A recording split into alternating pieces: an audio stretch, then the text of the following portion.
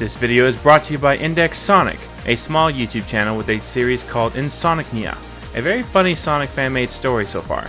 Head over there if you want to watch more fan-made Sonic stuff or hear me voice Shadow. Choice is yours. Link below in the description.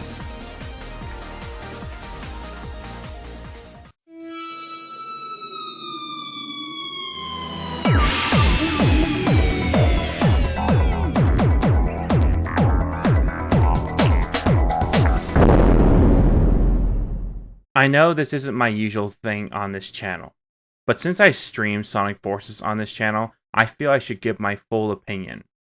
These are my 5 complaints about Sonic Forces, but before I get into that, there's something I need to get off my chest about this game. I feel that this game was not complete fully at release, and the story wasn't as great as it was hyped up to be.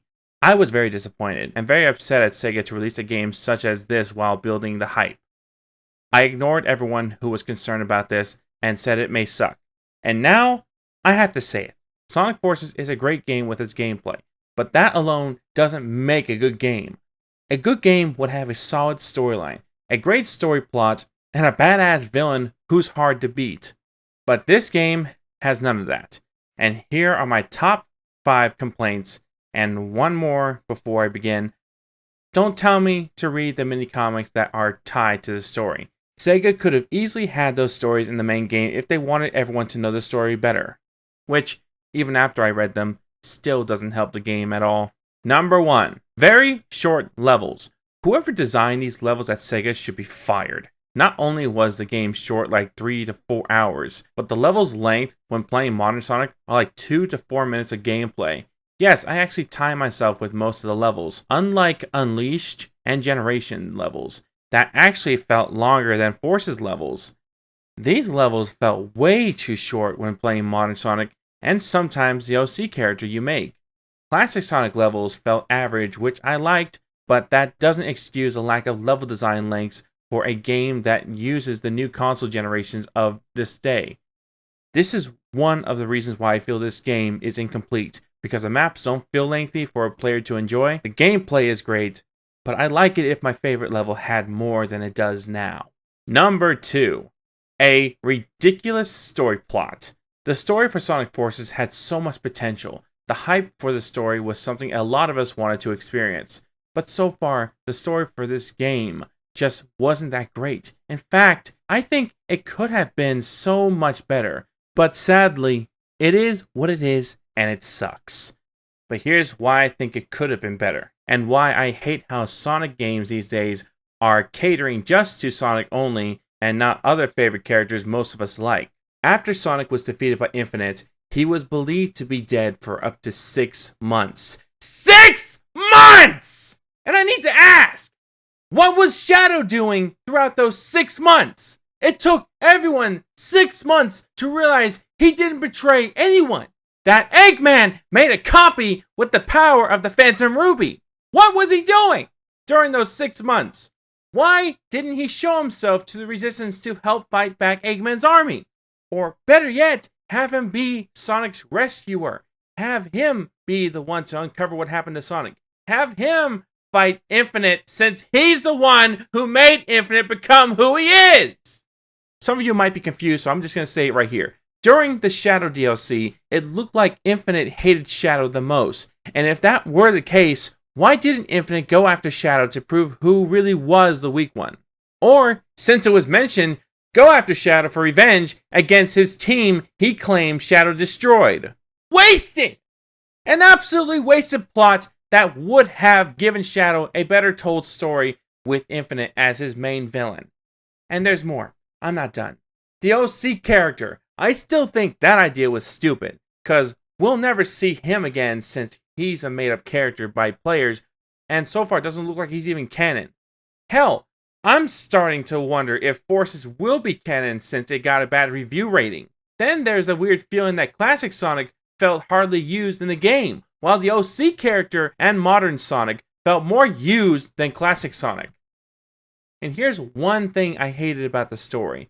Since Silver and Shadow were still alive in the fight, why did it take a OC character we hardly know and Modern Sonic to turn the tide of the war? when Silver and Shadow are powerful characters that could have easily given a better story told that shows they helped in this war against Eggman.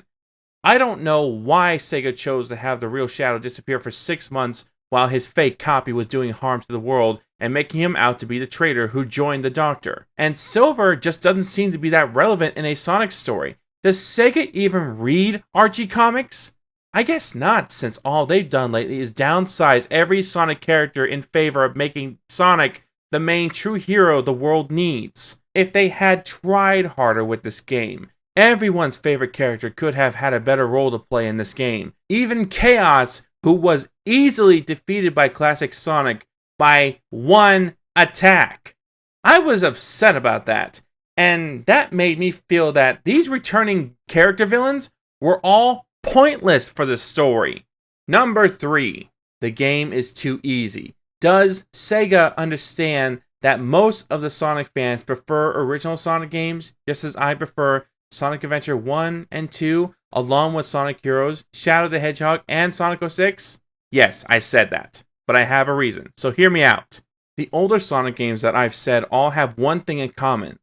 They're difficult, challenging, hard, and sometimes annoying. And I mean for players who give games like these a first-time playthrough. Sonic Forces doesn't do that for players. It gives them no struggle. And before anyone says there's a hard mode in Sonic Forces, trust me when I say this, it doesn't give the game a new challenge at all. The only thing it does is make you lose all your rings at once instead of losing 20 at a time. That's traditional Sonic! That's traditional losing rings Sonic style! That's traditional! That isn't a challenge! That's traditional! If you want to play Sonic in a traditional way on Forces, you gotta play it on hard mode. Losing all your rings is all that hard mode offers you. The game still feels easy no matter what difficulty you play on. There's not enough challenges for this game at all for players to enjoy or master. The game is basically a jam through without having any form of challenge. Well, most of the time. There were a few, but that's not enough in my opinion. Even the boss battles for this game were hardly that much of a challenge, especially Infinite! I'll get to him in the next question, but every boss battle you fight is so weak. It makes you wonder how they even conquer the world being that weak! But I know what the problem is here. It's Sega, and their poorly developed ideas for this game. Let's continue. Number 4. Infinite, not as hyped as we were all hoping. Well, look who's back from the dead. The little blue savior. But what's that I smell? When Infinite was announced, we were all very intrigued and wanted to know more about him. A new villain full of mystery, one we all hope would be a badass character. But sadly, he wasn't everything we wanted him to be. I mean, at first he seemed like he was the new ultimate villain, and seeing the things he could do all made it so exciting to see what would happen once you fought him. But the cinematic cutscenes of the awesome stuff he does doesn't compare to how he fights you during the gameplay. You defeat him too easily. He uses such easy to evade attacks. He's hardly intimidating. He's not a well-developed character. His backstory was lame, and he felt thrown away after you defeated him. A lot of us, including me, were hoping he was the real final boss, but no. Eggman stayed the true final boss of the game, and Infinite was thrown away like trash. And in my opinion, Infinite should have been the final boss. This one level during the story sure showed how dangerous he really is.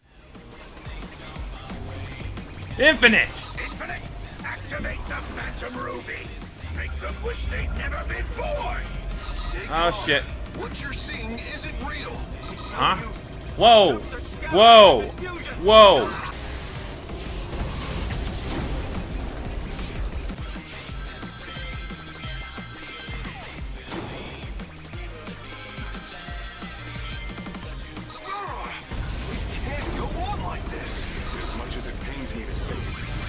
We can do now is to live to fight another day.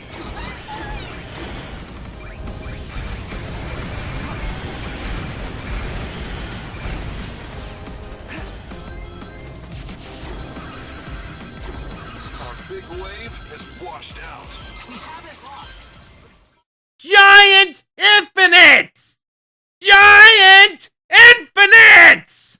The only time we see that is in that one level. It's never seen again. They were only used for that level when they could have been used for more than just that part of the game. They could have been used as part of the final Infinite fight. But once again, a wasted potential development for a character that could have been so much more than he is now. Thanks a lot, Sega. You ruined a potential character. Number 5. And before I get into this one doesn't entirely involve the game, but what Sega said about this game. Did Sega lie to us? I know what you're thinking. What did they lie about? This number isn't really as big of a complaint as the rest of mine were, but it's something that needs to be talked about. There were 2 things I heard Sega say. I'm not sure if they said some other stuff that people said they lied about, but this is what I heard that really got my attention. When Sonic Forces got its first trailer, everyone believed that it was a form of Generations sequel, but Sega denied this, said it was its own game. But during the game's cutscenes, this was said. It's been generations since I seen you. That there somewhat proves that this is a Generations sequel. Despite it not being Generations 2, it's sure tied to it. Then, after we saw that Shadow was on the evil side in the next trailer, everyone was very confused. People said he was being mind controlled. Others said he's an anti-hero. He's pretty much a villain to begin with. But I couldn't accept that. I knew there was something else going on. But then, Sega said that Shadow joined Infinite and Eggman for his own reasons, saying he has his reasons for joining Eggman. And I wondered what that was for a long time. And then, this happened in the game. All right, Shadow, what's the deal? Oh. Chaos control! Not the real Shadow. Another Shadow? He just disappeared. That was a fake. A fake? How? It was never Shadow! It was his fake clone the whole time! Where's his reason? Where is it, Sega? Cause so far, you've proven you're a bunch of misleading piles of shit! That's all I remember Sega said to put people at ease with questions. So all I have to ask is, what truth was spoken by Sega about this game? Hell, was this game's story even written well at all? Did they do rewrites months before the game released? We'll probably never know. Till someone at Sega tells us what the hell happened to this game. That's all I gotta say. Thank you all for watching. Feel free to type your opinions. I won't mind if you disagree with anything I said. Again, thank you for watching. Have a good day, and peace out, everyone.